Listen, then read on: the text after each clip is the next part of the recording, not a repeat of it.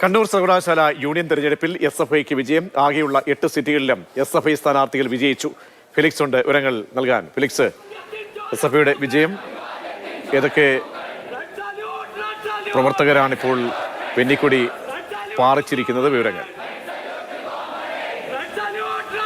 പ്രതീക്ഷ ആകെയുള്ള 8 സീറ്റുകളിലും SFI സ്ഥാനാർത്ഥികൾ തന്നെയാണ് വിജയിച്ചത്. ഇതിപ്പോൾ തുടർച്ചയായ 25ാം തവണയാണ് കണ്ണൂർ യൂണിവേഴ്സിറ്റിയിൽ UDM SFIക്ക് അതും ഏകപക്ഷീയമായി മറ്റൊരു സീറ്റുകളിലും മറ്റൊരു പാർട്ടിക്കും കിട്ടാതെ SFI ഒറ്റയ്ക്ക് വിജയിക്കുന്നതെന്നാണ് ഏറ്റവും പ്രധാനപ്പെട്ട കാര്യം. ഈ തെരഞ്ഞെടുപ്പിന്റെ ഇന്ന് രാവിലെ 10 മണിക്ക് തെരഞ്ഞെടുപ്പ് ആരംഭിച്ചപ്പോൾ തന്നെ വലിയ സംഘർഷം, വലിയ വിവാദത്തിലേക്കൊക്കെ മാറിയതാണ്.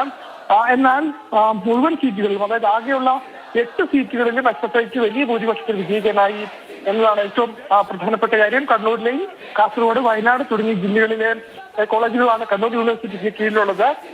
ഈ കോളേജുകളിലെ UUC-മാരടക്കം എത്തി വോട്ട് രേഖപ്പെടുത്തിയപ്പോഴാണ് SFI വലിയ ഭൂരിപക്ഷത്തോടെ കണ്ണൂർ യൂണിവേഴ്സിറ്റിയിൽ വീണ്ടും വിജയിക്കുന്നത്. ഞാൻ നേരത്തെ സൂചിപ്പിച്ച പോലെ തന്നെ തുടർച്ചയായ 25ാം തവണയാണ് മുഴുവൻ സീറ്റുകളിലും കണ്ണൂർ യൂണിവേഴ്സിറ്റിയിൽ SFIക്ക് ജയിക്കാനാകുന്നത്.